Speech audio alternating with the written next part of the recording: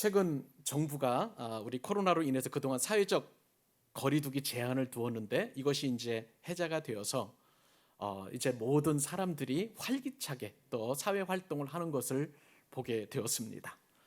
여러분 잘 아시는 것처럼 이제는 실외에서도 마스크 착용 의무적으로 착용하는 것이 이제는 해제가 되었죠. 그리고 실내에서도 얼마든지 식사를 할 수 있는 참 그러한 코로나 팬데믹이 점점점 종료되어 가는 그런 시점 가운데 있다고 생각이 됩니다. 코로나19 가운데 제가 가장 염려했던 것은 우리 성도님들의 사업장과 직장이에요. 얼마나 힘드셨습니까? 얼마나 고통스럽습니까? 얼마나 어려우셨습니까? 그러면서 또 하나님께서 또 이제는 회복을 주셔서 여러분의 모든 생업의 현장들이 더 활기가 넘치고 또 은혜가 넘쳐서 이제는 정말 강성하게 여러분들의 직장과 사업장이 번성할 수 있기를 간절히 소망해 봅니다. 여러분들의 직장과 사업장 못지않게 힘들었던 곳들을 생각을 해보니까 공연계라는 그런 생각을 한번 해보게 됩니다. 어려움이 생기게 되면 이 공연계는 여러분 뭐 책도 마찬가지입니다만은 이 공연을 할 수가 없잖아요. 또 극장이나 또 무대에서 마음대로 이렇게 관객들이나 또 관람객들이 그 문화적 그 예술 작품들을 관람할 수 없는 그런 상황 가운데 있는데 일어난 사회적 거리두기가 이제 해제가 되면서 이제 우리 사회에 이런 공연계나 관람 뭐라 그럴까요? 영화계에서도 그러한 이제 활기들이 넘치게 되는 것을 보게 됩니다. 그러는 와중에 지난주에 우리 그 박의선 집사님이 조연출을 하는 빨래라는 그 뮤지컬 작품이 있는데요. 그 작품을 또 감상하게 되었습니다. 근데 이 작품을 보면서 많은 저 감동 그리고 또 진한 여운을 갖게 되었는데 작품의 내용은 간단합니다. 서점에서 비정규직으로 일하는 한 강원도 출신의 아가씨가 있어요. 그 아가씨하고 그 다음에 몽골 출신의 이주 노동자인 솔롱고 사이의 사랑을 그린 그런 작품인데 서민들의 애환과 그 삶이 그 작품 안에 많이 녹아져 있습니다. 그래서 많은 공감대를 제가 또 형성할 수 있었었고요. 그 대사와 그리고 또 노래를 통해서 많은 또 삶의 애환을 느끼면서 감동을 받게 되었습니다. 근데 여러 노래들이 뮤지컬 작품을 통해서 이제 노래가 불러지게 되었는데 제가 특히 감동을 받았던 주제곡과도 같은 노래가 하나 있어요. 제목은 슬플 땐 빨래를 해라는 그러한 노래였는데 그 가사가 아주 긴 여운이 남았습니다. 빨래가 바람에 제 몸을 맡기는 것처럼 인생을 바람에 맡기는 거야. 시간이 흘러 빨래가 마르는 것처럼 슬픈 네 눈물이 마를 거야. 자, 힘을 내. 그렇게 이제 노래를 하고 있습니다. 저는 그 바람을 물론 그거는 이제 일반적인 노래입니다만은 하나님이면 어떻겠는가라는 생각을 해보면서 그 노래를 들으니까 굉장히 은혜가 많이 되었습니다. 우리의 고통과 슬픔과 눈물 이런 모든 것들이 빨래를 통해 가지고 깨끗하게 빨래가 빨아지는 것처럼 우리가 하나님 되신 그 은혜의 바람을 우리가 덧입게 되면 우리의 슬픔도 눈물도 근심도 고통도 다 말라지는 그러한 상황이 되지 않을까라고 생각을 해보니까 제 나름대로 큰 은혜가 되었습니다. 여러분 그래요. 이 땅을 살아갈 때에 하나님께서 우리와 함께 하시면 하나님께서 우리의 눈물을 거두어 주시고 우리로 하여금 진정한 삶의 의미를 느끼게 하시고 우리를 강건하게 인도해 가실 줄로 믿습니다. 이것이 우리가 하나님을 믿는 이유라고 여겨집니다. 자, 이렇게 이제 이 작품을 관람을 해보니까 정말 그날 5월 5일 날이었었는데요. 관람석 1층과 2층이 가득 찰 정도로 많은 사람들이 그 작품을 감상하면서 또 같이 또한 감동을 누리게 되었습니다. 내친김에요. 공연계 상황을 살펴보면서 김연자라는 가수의 그 쇼 콘서트 일정을 좀 보게 되었어요. 여러분 김연자라는 그 가수 아십니까? 1980년대인가요? 90년대에 그 일본에서 활동했던 가수인데 엔카의 여왕이라고 할 정도로 정말 노래를 잘 부르는 그러한 가수입니다. 근데 이 가수가 어느 날 갑자기 확 뜨게 되면서 MZ 세대, 요즘 젊은 세대가 MZ 세대 아니겠습니까? 20, 30대 MZ 세대에도 알려지는 그런 국민 가수가 되었는데 그 국민 가수가 되기까지 그 김연자라는 가수를 알려주는 노래가 있어요. 그 노래가 보니까 아모르 파티예요. 여러분 아모르 파티 들어보셨어요? 그래서 이 아모르 파티, 저는 뭐 어떤 생일 파티 같은 그런 파티인가라고 생각을 해보면서 검색을 해보니까 이 아모르 파티에 숨겨진 뜻이 있더라고요. 독일의 그 실존주의 철학자 가운데 니체라는 사람이 있습니다. 프리디 니체라는 사람이 있는데, 이 사람이 제창한 그런 어떤 뭐라 그럴까요? 구호 같은 그런 모토가 하나 있는데, 그 모토가 바로 아모르 파티예요. 이 아모르 파티라는 뜻은 뭐냐면은 독일어인데 운명에 대한 사랑을 말하는 것이고요. 운명을 사랑하라라는 그런 뜻을 가지고 있습니다. 그러니까 김연자 씨가 노래하는 이 운명을 사랑하는 노래가 가사에 이제 오롯이 담겨져 있는데, 그 가사를 보니까 여러분 이렇게 노래를 하고 있습니다. 김연자 씨가, 전 노래를 잘 모르기 때문에 이제 가사를 불러드리는데요. 나이는 숫자, 마음이 진짜, 이렇게 부르는 것 같아요. 가슴이 뛰는 대로 가면 돼. 이제는 더 이상 슬픔이여 안녕.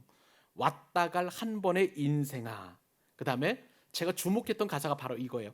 연애는 필수, 결혼은 선택. 가슴이 뛰는 대로 가면 돼. 눈물은 이별의 거품일 뿐이야. 그렇게 노래를 하고 있더라고요. 요즘 세대는요, 정말 이 김연자 씨 노래 가사대로 연애는 필수이고 결혼은 선택이라고 생각하는 그런 운명론자들이 많이 있다는 생각을 한번 해보게 됩니다.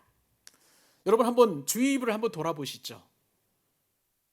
안 믿는 분들이나 혹은 예수님을 믿는 분들이라 할지라도 정말 운명적인 그런 사랑을 했다가도 그 사랑이 식어지거나 혹은 사생활이 침해가 되면 아주 쿨하게 그렇게 헤어지고 새로운 인생의 도약을 꿈꾸는 사람들이 참 많이 있습니다. 그러다 보니까 결혼에 대해서 시중에서는 부정적인 이야기들이 끝도 없이 그렇게 올라오게 되는 것을 보게 됩니다. 어느 모임에서 있었던 이야기를 제가 들었습니다. 어느 모임에서 한 사회자가 중년 여인에게 물었답니다. 사랑이 무엇냐고 물으신다면 어떻게 대답하시겠습니까? 라고 이렇게 물었더니 중년 부인이 그 사회자에게 이렇게 대답했더랍니다. 나훈아 노래가 있어요.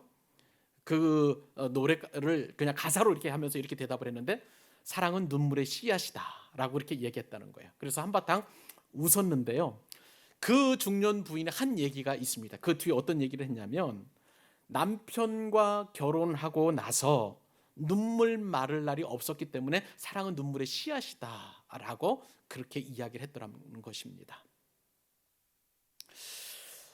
지난 2002년도에 결혼은 미친 짓이다라는 그런 영화가 이제 개봉이 된 적이 있었습니다. 이 영화에 따르면 남자 주인공은 한 여자를 영원히 사랑할 수 없기 때문에, 정말 그 영원히 사랑할 수 있다는 그 거짓말할 자신이 없기 때문에 그 여자와 결혼하지 않겠다고 이렇게 선언을 해버립니다.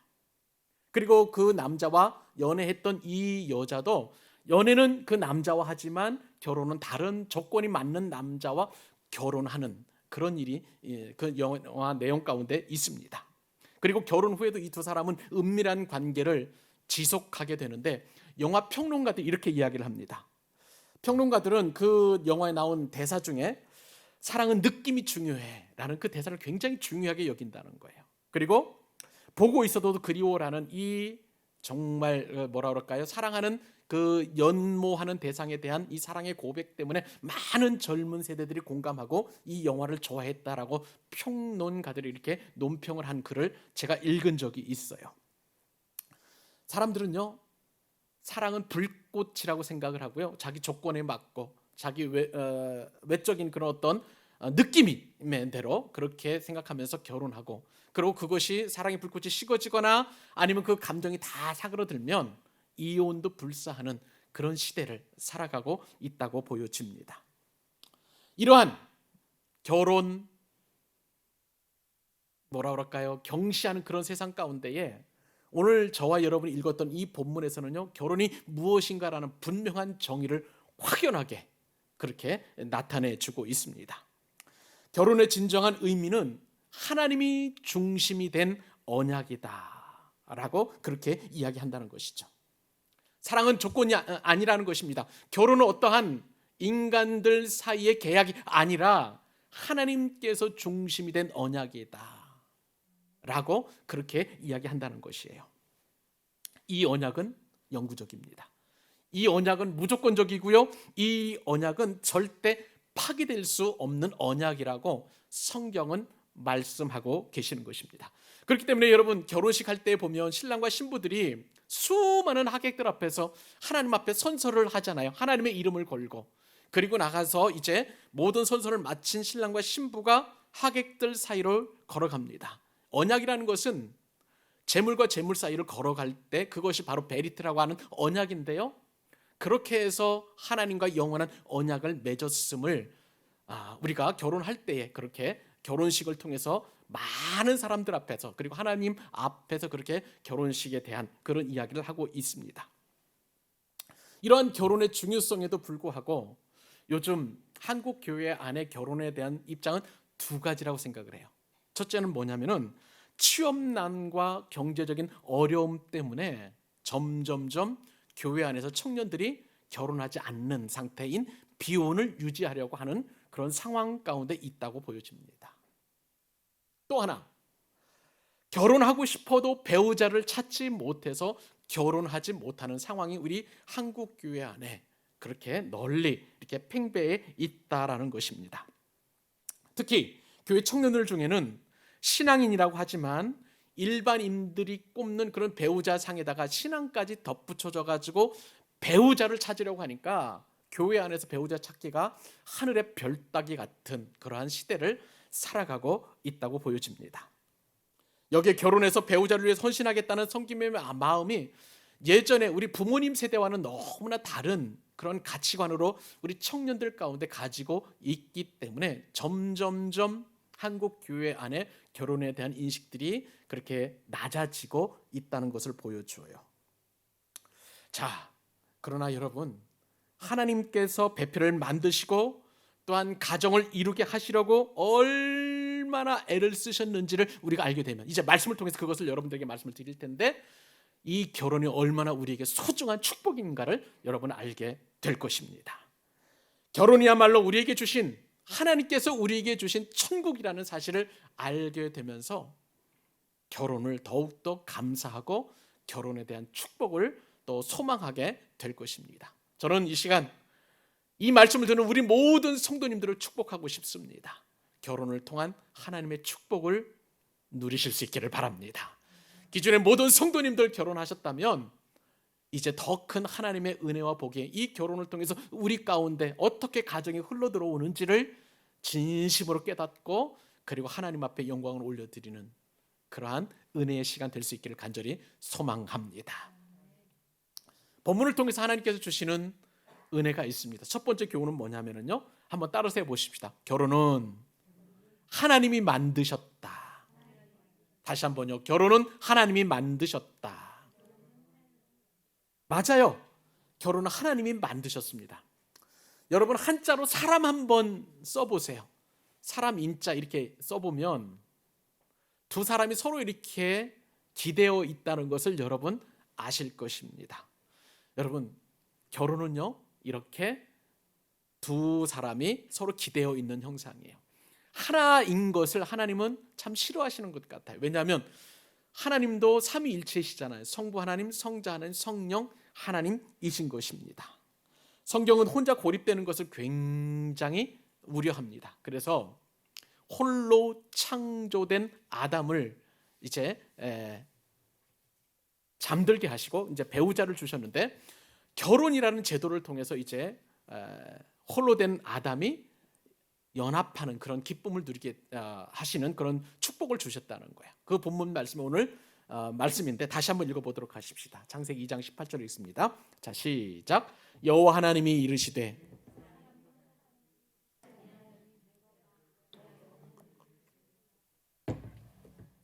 아멘. 여러분, 우리가 창세기 말씀을 매주마다 우리가 상고하고 있어요. 그런데 우리가 천주 창조하신 하나님께 들었던 말씀이 있죠. 매일매일 하나님이 천지를 창조하신 이후에 하나님의 감상평이 들어가 있어요. 하나님의 보시기에 좋았더라. 좋았더라. 둘째 날 빼고는 계속해서 하나님 보시기에 좋았다라고 말씀하십니다. 그리고 마지막에는 이제 하나님 보시기에 심히 좋았더라라고 계속해서 감탄사를 연발하시는데, 근데 하나님께서 이 창조 과정에 딱 한 번 보시기에 좋지 않은 경우가 있었어요. 언제냐면요, 오늘 본문 말씀이에요. 하나님이 보시기에 심히 좋지 않았던 그 한 가지 사건인데, 이것이 바로 사람이 혼자 사는 것을 하나님께서는 좋아하지 않으셨다, 보기에 좋지 않으셨다라고 성경에 기록하고 있습니다.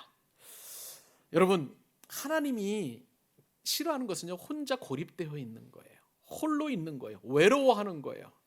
그렇기 때문에 하나님께서는 홀로 창조된 이 아담을 깊이 잠들게 하시고 아담의 갈비뼈를 취해서 이제 하와를 만드셔서 아담에게로 보내주셨습니다. 하나님의 작품인 이 돕는 배필인 하와를 딱 보니까 너무 아름답고 너무 행복했어요. 그래서 인류 최초의 그리고 최고의 세레나데를 불렀습니다. 이는 내 살 중에 살이요 뼈 중에 뼈다라고 그렇게 그 아내를 향해서 사랑의 노래를 불렀던 것이죠. 이렇게 인류 최초로 이루어진 결혼은 하나님께서 중매를 하셨습니다. 그리고 하나님께서 주례를 하셔서 가정을 만드셨습니다. 여러분, 여기서 우리는 중요한 한 가지 사실을 알게 됩니다. 결혼이라는 것은 아담과 하와, 사람이 만들어낸 그런 어떤 제도가 아니라 하나님께서 이 결혼을 만드셨다는 사실입니다. 사랑하는 여러분, 믿으시기 바랍니다. 결혼은 하나님이 만드셨습니다.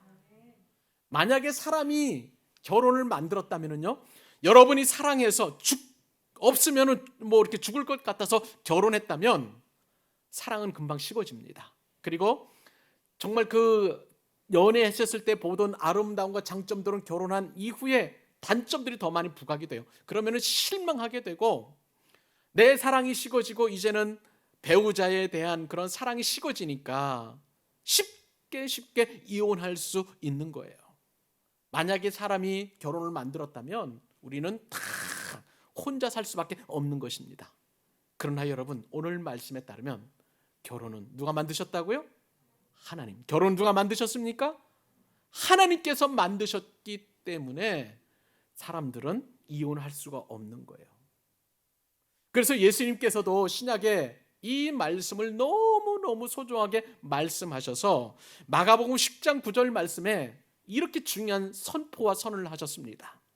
그러므로 하나님이 짝지어 주신 것을 사람이 나누지 못할지니라 하시니라. 하나님이 짝지어 주셨다고 말씀하셨습니다. 하나님께서 결혼을 중매하시고 주례하셨다는 사실이요. 여러분들은 연애하셨을지 모르겠습니다. 정말 이 배우자가, 이 신랑감, 이 신부감이 너무 사랑스러워서 결혼했을지는 모르겠습니다만은, 그러나 이러한 모든 과정들은 하나님께서 여러분들에게 사랑의 마음을 불어넣어 주시고 그 사람과 아니면 그 사람 아니면 안 되는 결혼을 할 수 있도록 마음을 주신 것은 하나님의 중매 때문이에요. 하나님께서 주례하셨기 때문에 하나님께서 짝지어 주신 것을 사람은 나눌 수 없게 되는 줄로 믿습니다. 그렇다면 여러분, 왜 하나님께서 결혼을 만들어 주셨을까요? 짐승도 하나님께서 만드셨어요. 짐승은 결혼하지 않습니다.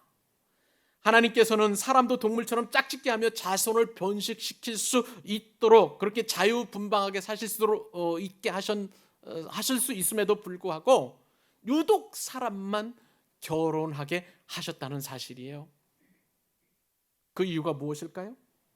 여기에는 여러 가지 이유가 있습니다. 하나님께서 결혼을 만드신 첫 번째 이유는요, 하나님의 영광을 위해서입니다. 여러분, 이사야 말씀 여러분 잘 기억하실 거예요. 하나님께서 사람을 만드신 이유가 무엇입니까? 우리 이사야서 43장 7절 말씀 같이 한번 읽어볼까요? 자, 시작. 내 이름으로 불려지는 모든 자, 곧 내 영광을 위하여 창조한 자를 오게 하라. 그를 내가 지었고 그를 내가 만들었느니라. 여기에 보면 하나님의 영광을 위하여 하나님께서 우리를 만들어줬다고 말씀하십니다. 또 이사야서 43장 21절, 이 백성은 내가 나를 위하여 지었나니, 자, 나를 어떻게 하라고요? 찬송하게 하려고. 우리 사람을 만드신 이유가요, 하나님의 영광을 위하여 하나님을 찬송하게 하기 위하여 만드셨다는 거예요. 우리 사람이 그렇게 하나님의 영광을 위하여 그리고 하나님을 찬송하기 위하여 만들었다면 그렇게 만든 사람끼리 하나님께서 짝지어 주신 결혼도 분명한 것은 하나님의 영광을 위하여 하나님을 찬송하게 하기 위하여 그렇게 우리를 결혼하게 하신 줄로 믿습니다. 여러분, 하나님은 영화로우신 분이세요. 그런데 어떻게 사람이 하나님을 영화롭게 할 수 있을까요? 이미 충분하게 하나님은 영화로우신 분이세요. 근데 이 결혼을 통해서요, 결혼한 가정을 통해서 하나님은 마치 비추는 하나님의 영광을 비추는 거울과도 같이 그렇게 사용하시도록, 그래서 하나님의 영광이 드러나도록 하나님을 찬송할 수 있도록 사람을 결혼하게 만드셨다는 사실이에요. 결혼해서 행복하게 사는 부부를 보게 되면은요, 하나님의 영광과 하나님을 찬송하는 찬송들이 풍성하게 드러납니다. 제 사위가 인스타그램에 가끔씩 제 딸이 만들어준 그 음식을 인스타그램에 올리는 그런 경우가 있다고 합니다. 그러면은 친구들이 그것을 보고 굉장히 부러워하고 또 그것에 대하여 정말 좋아한다는 거예요. 나도 결혼하고 싶다는 그런 마음을 이렇게 말을 한다는 그런 이야기를 들었습니다. 그래요. 하나님 안에서 하나님이 중매하시고 하나님이 주례하신 이 결혼은 많은 사람들에게 하나님의 영광을 보게 하는 거예요. 하나님을 찬송하게 하는 거예요. 결혼을 통해서 신랑은 신부에게, 신부는 신랑에게 하나님의 영광을 드러내고 그리고 하나님께 영광을 돌려드릴 수 있는 것입니다. 결혼은 이처럼요, 하나님의 영광과 하나님의 찬송을 비추는 거울이에요. 그렇기 때문에 이 결혼이 우리에게는 얼마나 큰 하나님 주신 축복인지, 하나님은 우리로 하여금 결혼을 통해서 이처럼 하나님의 영광을 그리고 하나님을 찬송케 하시는 그런 은혜를 주신 줄로 믿습니다. 하나님이 또 사람에게 결혼을 주신 이유가 있어요. 그것은요, 예수님께서 교회를 사랑하신 것처럼 신랑과 신부, 아내와 남편이 그렇게 사랑하도록 우리의 그 제도를 주셨다는 사실입니다. 여러분, 사도 바울은요, 이 놀라운 비밀을 너무나 잘 알고 있었어요. 그래서 에베소서 5장 22절로 25절까지 그리고 31절과 32절에 보면 우리 결혼을 그리스도가 교회와 결혼한 것으로 비유해서 이렇게 이야기하는 경우를 보게 됩니다. 제가 읽겠습니다. 아내들이여 자기 남편에게 복종하기를 주께 하듯 하라. 이는 남편이 아내의 머리됨이니 그리스도께서 교회의 머리됨과 같음이니 그가 바로 몸의 구주시니라. 그러므로 교회가 그리스도에게 하듯 아내들도 범사에 자기 남편에게 복종할지니라. 남편들은 아내 사랑해야 하기를 그리스도께서 교회를 사랑하시고 그 교회를 위하여 자신을 주심같이 하라. 그 뒤에 그러므로 사람이 부모를 떠나 그의 아내와 합하여 그 둘이 한 육체가 될지니 이 비밀이 크도다. 나는 그리스도와 교회에 대하여 말하노라. 여러분, 이게 무슨 말씀이에요? 우리가 자칫 오해를 하는 그런 말씀이기도 합니다. 아내는 남편에게 복종하라는 거예요. 아내들 입장에서 보면 굉장히 기분 나쁜 말씀일 수 있습니다. 그런데 복종해야만 하는 이유가 있어요. 왜냐하면 교회를 위해서 예수님께서 죽기까지 교회를 사랑하셨기 때문에 그렇게 아내를 사랑해야 된다는 거예요. 아내를 사랑할 때 남편이 아내 사랑하기를 죽기까지 사랑하셨으니 그것이 바탕이 되어서 그런 남편에 대하여 아내는 복종하라고 그렇게 말씀하고 계시는 거예요. 이것이 바로 우리에게 결혼을 허락하신 이유입니다. 그리고 오늘 본문 말씀을 보니까 왜 하나님께서 결혼을 허락해 주셨냐면 사람이 혼자 사는 것이 좋지 않기 때문입니다. 하나님은 홀로 있는 것을 아름답게 보지 않으십니다. 왜 혼자 사는 것이 좋지 않을까요? 그 이유가 있습니다. 하나님께서는 계속해서 성경 말씀을 통해서 사람이 혼자 사는 것에 대하여 부정적인 말씀을 하세요. 시편 68편 6절 말씀을 따르면 하나님은 고독한 자들은 가족과 함께 살게 하시며 그것을 거역하는 자들의 거처는 메마른 땅이 되게 하셨도다. 홀로 사는 사람에게 메마른 땅이 되게 하셨다는 그런 말씀을 하시고요. 전도서 기자는 사람이 혼자 살면 넘어졌을 때 일으킬 자가 없고 추울 때 따뜻하지 않기 때문에 반드시 또 그렇게 둘이 연합하도록 결혼을 허락하셨다는 사실입니다. 신앙생활에서도요, 혼자보다도 둘이 하는 것을 주님은 계속해서 말씀하십니다. 그래서 전도하는 것도 둘씩 짝지어서 보내기도 하셨고요. 예수님께서도 혼자 사역을 하신 것이 아니라 12제자를 양육하시면서 그렇게 공동체로 사역하신 것을 보게 되면 성경은 홀로 있는 것에 대하여 그렇게 좋지 않게 말씀하시는 것입니다. 여러분, 오늘 말씀을 보면서요, 이렇게 하나님께서 결혼을 허락해 주셨는데 제가 본문의 앞뒤 말씀을 묵상해 보면서 정말 은혜 받은 말씀이 한 가지 있어요. 오늘 앞뒤 말씀을 보니까 하나님은 단번에 아담에게 돕는 배필을 허락하지 않으셨다는 거예요. 본문 말씀을 계속해서 묵상해 보니까 하나님은 돕는 배필을 마련해 주셔가지고 곧바로 그냥 아담을 잠들게 하신 게 아니라는 거예요. 그 아담을 잠들게 하셔서 갈빗뼈를 취해가지고 하와를 만들기 이전에 돕는 배필을 하나님께서 주셨어요. 그 돕는 배필은 뭐냐면은 짐승들과 공중을 나는 새들이에요. 홀로 있는 아담이 너무나 외롭고 쓸쓸하고 고독하니까 돕는 배필로 이 짐승들과 또 공중에 나는 새들을 다 아담에게 돕는 배필로 주셨어요. 그런데 그럼에도 불구하고 아담의 외로움은 여전히 해결되지 않았어요. 그 외로움은 나중에 하와를 통해서 해결되는 것을 보게 됩니다. 그러므로 여러분, 하나님 안에서 하나 된 부부는 세상에서 가장 소중한 관계이고요. 그리고 이 둘을 통해서 하나님의 영광과 하나님을 찬송하는 은혜와 그리고 그리스도와 교회와 연합처럼 그리고 아내와 남편의 연합이 이루어진 것을 보게 될 뿐만 아니라 무엇보다도 홀로 고독하게 살아가는 사람들에게 서로 의지하고 돕고 서로 세우는 그런 관계로 하나님께서 결혼을 허락하셨다는 사실이에요. 사랑하는 여러분, 나의 배우자는 그래서 소중합니다. 나의 배우자는 그래서 그리스도의 영광과 하나님의 찬송을 올려드리는 귀한 존재임을 믿고 이 결혼을 허락하신 하나님을 정말 사랑하는 일에 여러분의 결혼이 쓰임받을 수 있기를 주님의 이름으로 축복합니다. 두 번째 교훈을 한 가지 더 살펴보도록 하겠습니다. 결혼은 어떤 의미가 있을까요? 결혼은요, 가족들이 서로 돕는 배필이 되게 하는 것이라는 거예요. 같이 한번 읽어볼까요? 자, 두 번째 교훈이 있습니다. 시작. 결혼은 가족이 서로 돕는 배필이 되는 것이다. 제가 말씀을 묵상을 해보면서 오늘 말씀을 준비하다가 한 가정의 이야기를 읽게 되었습니다. 사업 실패로 인해서 가장이 깊은 절망에 빠지게 되었어요. 그리고 그것이 지속되다 보니까 너무너무 우울증이 심하게 된 그런 어려운 아버지의 글을 읽게 되었습니다. 그런데 여러분, 자살 충동을 느끼고 삶의 의미를 잊어버리고 그렇게 절망의 나락 가운데 있었을 때에 이것을 단숨에 뒤집어 엎어버리는 엄청난 또 일이 일어나게 되었는데, 이 남편의 쉬운 4번째 생일을 맞는 그때에 가족들이 남편을 위해서, 아버지를 위해서 아내와 그리고 고등학생 아들과 중학생 딸이 편지를 썼다는 거예요. 아빠의 쉬운 4번째 생일을 맞아서 쉬운 4개의 아버지의 자랑스러운 점, 쉬운 4개의 남편의 자랑스러운 점을 편지로 써서 선물로 주었다는 거예요.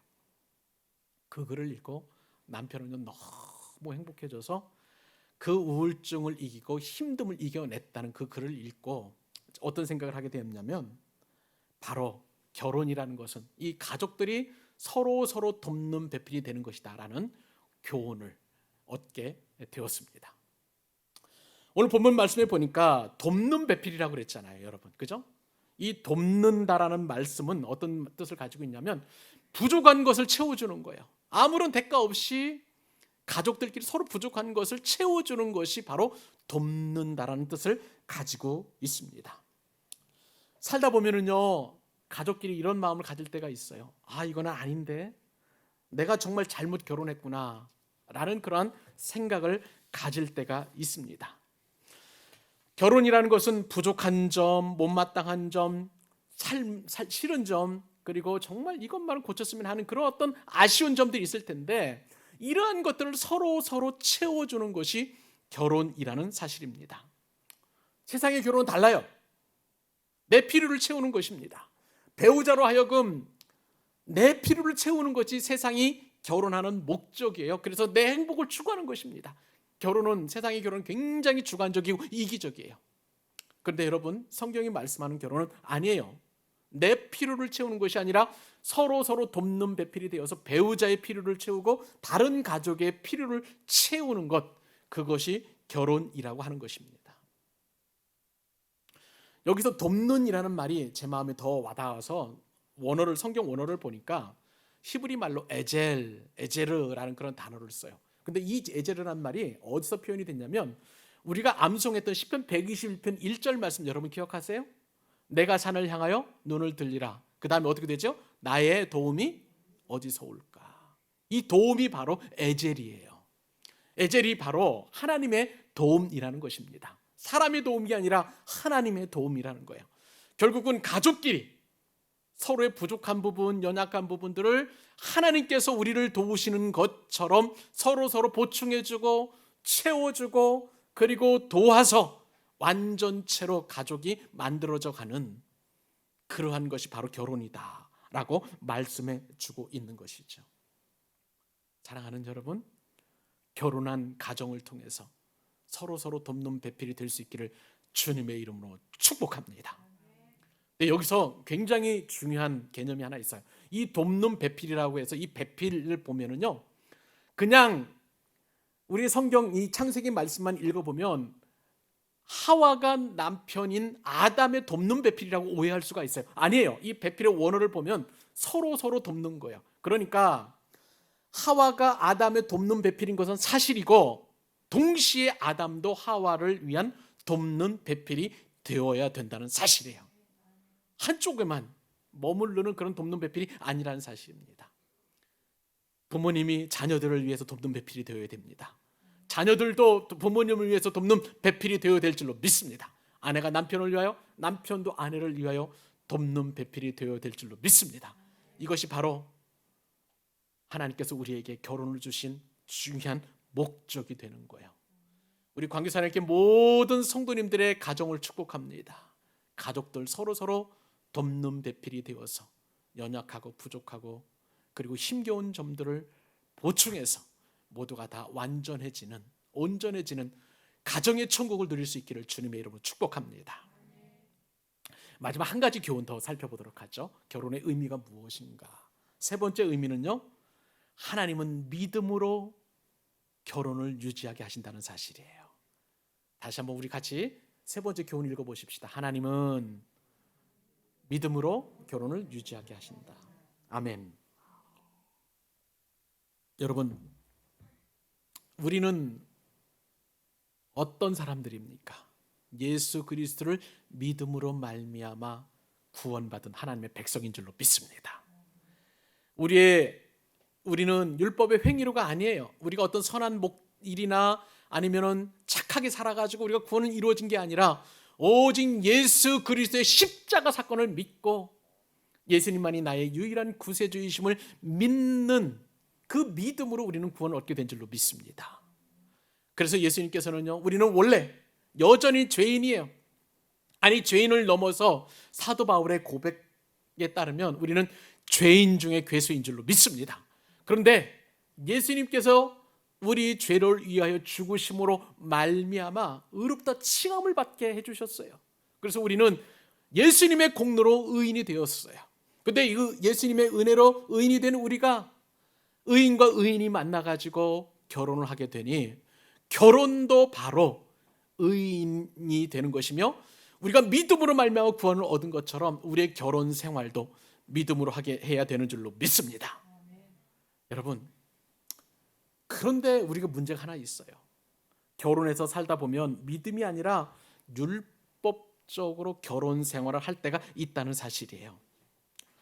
율법적으로 결혼 생활을 하다 보면 부부가 서로를 율법적으로 판단합니다. 율법적으로 비판해요. 정죄할 때가 있습니다. 그래서 율법적으로 결혼 생활을 하게 되면 얼마나 피곤한지 어렵고 힘든지 우리는 말할 수 없습니다. 배우자의 과거 잘못을 끄집어냅니다. 그리고 현재의 어려움이나 고난을 해석하고 신란하면서 이렇게 말하죠.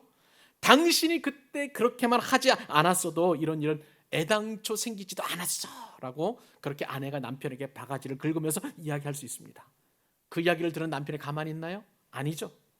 그게 언제적 얘기인데 그 얘기를 또 꺼내. 이게 그 일과 무슨 상관이 있다고 하면서 그렇게 아내를 닥달하는 경우를 보게 됩니다.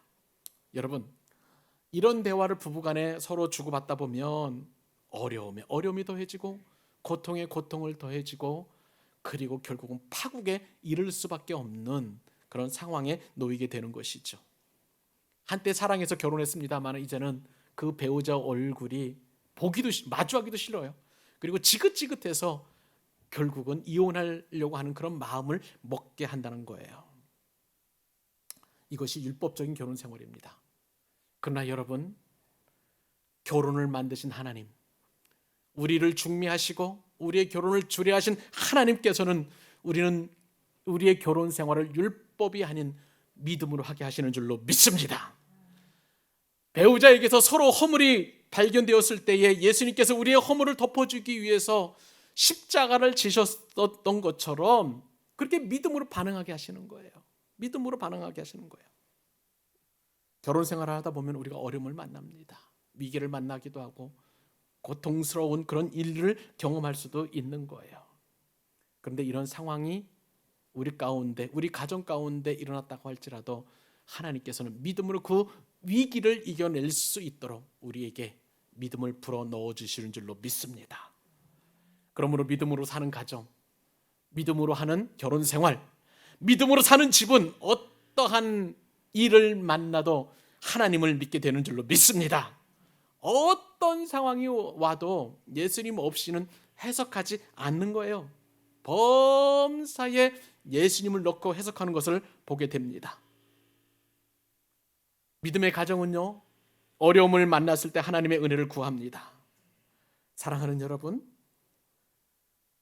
남편이 혹은 아내의 어떤 잘못이 있다면 그것을 기억나지 않게 해주시는 거예요. 믿음으로 사는 가정 그렇습니다. 왜냐하면 예수님께서 우리 죄를 용서하셨을 때는 하나님께서 우리 죄를 기억지도 않으신다고 말씀하셨어요. 다 잊게 하신 것처럼 그렇게 서로의 배우자의 죄를 다 잊게 하시는 은혜를 우리에게 주시는 것입니다.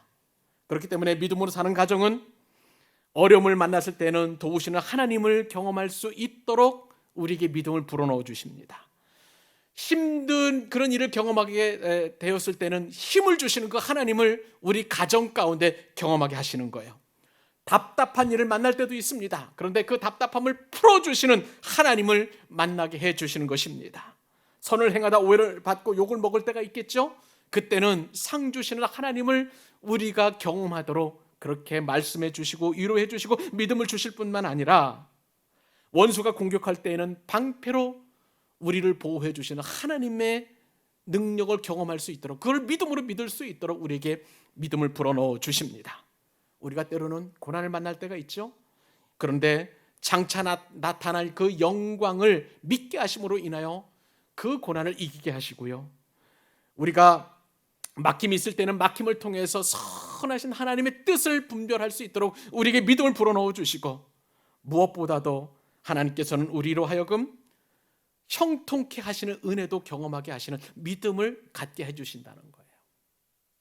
이것이 바로 우리가 결혼 생활을 하는 이유입니다. 하나님은 믿음으로 우리의 결혼 생활을 유지하도록 인도해 주신다는 거예요. 이 귀한 은혜가 여러분의 가정 가운데, 여러분의 결혼 생활 가운데, 앞으로 이루어질 결혼 가운데 이루어질 수 있기를 바랍니다. 말씀을 맺습니다. 결혼은 사람이 만든 게 아니에요. 누가 만들어 주셨나요? 하나님이요. 그러므로 하나님께서 짝지어 주신 것을 사람이 나눌 수 없는 것입니다. 하나님은 결혼으로 가족이 서로 돕는 배필이 되게 하셨습니다.